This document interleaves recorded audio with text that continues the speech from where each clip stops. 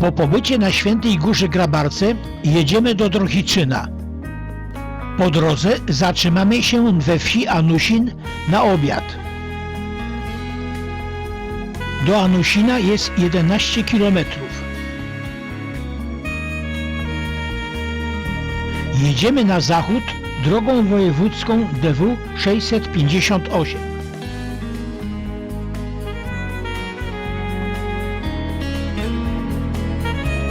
Przejeżdżamy przez wioskę Pawłowicze w gminie Mielnik.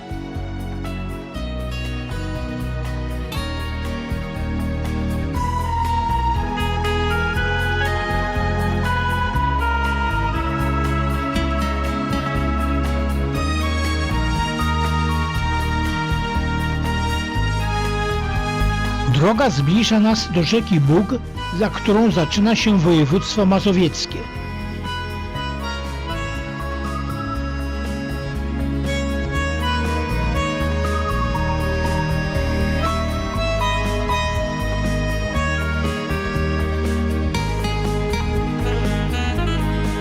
Kolejną wsią są Kudelicze, otoczone lasami.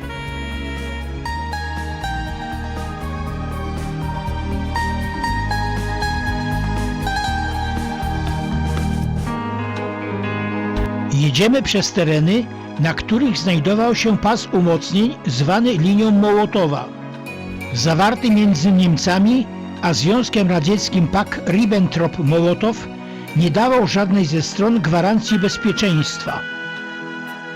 Na okupowanym terenie wzdłuż wschodniego brzegu Bugu budowano bunkry i umocnienia, ale do 1941 roku nie zdołano ich odpowiednio uzbroić.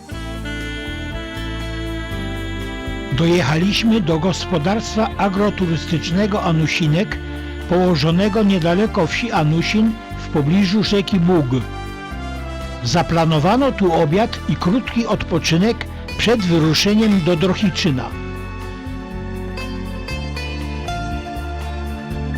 Agroturystyka Anusinek nad Bugiem oferuje 4000 m2 powierzchni plenerowej, dom z tarasem i 4 pokojami gościnnymi oraz domowe jedzenie. Do dyspozycji gości jest wyspa ze zwierzętami, kompleks grillowy z boiskiem do siatkówki niedaleko rzeki, wędzarnia, rower wodny i wypożyczalnia rowerów. Dla dzieci są huśtawki i trampolina, a w zwierzyńcu lamy, kozy i ptactwo. Odpoczynek jest krótki, więc nie ma czasu, aby pójść nad rzekę. Anusin był w 1795 roku wsią należącą do księżny Anny Jabłonowskiej, wojewodziny bracławskiej, która sprawnie zarządzała swoim majątkiem.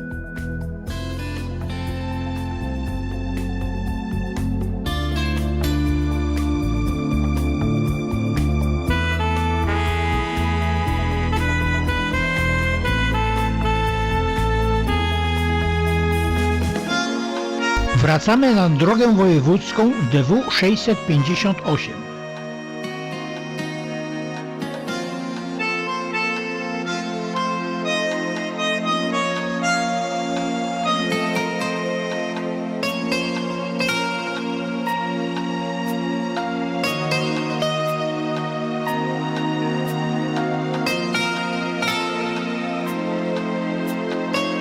Wjeżdżamy do wsi Słochy Annopolskie, która również należała do księżny Anny Jabłonowskiej.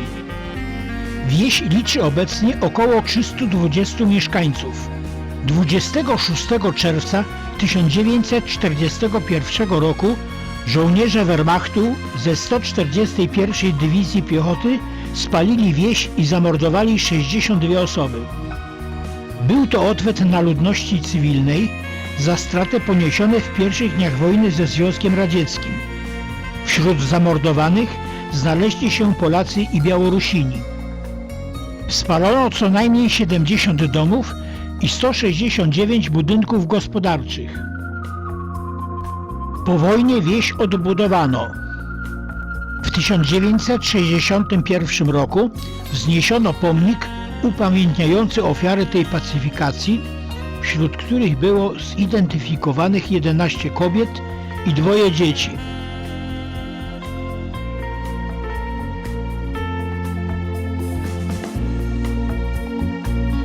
Dziś w tej spokojnej wsi mijamy liczne gniazda bocianie.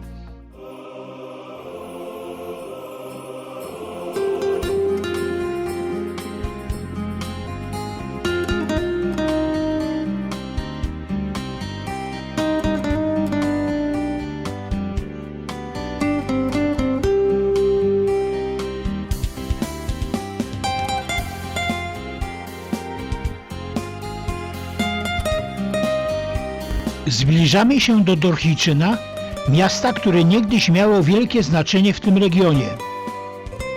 Po lewej pojawiła się już rzeka Bug. Za nią leży województwo mazowieckie. Mijamy jeden z licznych bunkrów linii Mołotowa.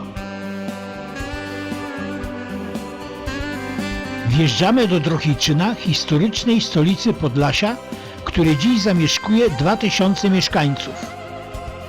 W XI wieku był to gród na pograniczu rusko-polskim z komorą celną nad Bugiem.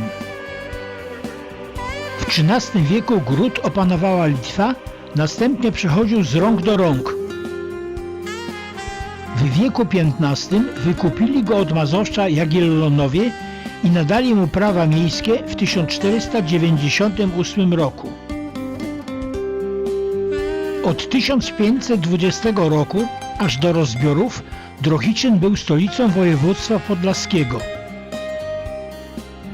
Największy rozkwit Drohiczyna nastąpił od 1569 roku, kiedy to został włączony do korony Królestwa Polskiego. Pomyślny rozwój miasta przerwała wojna ze Szwedami. Upadek Drohiczyna nastąpił w XIX wieku. Ominęła go kolej i nowe szlaki komunikacyjne. W okresie międzywojennym były tu 3 kościoły katolickie, cerkiew prawosławna oraz gimnazjum państwowe.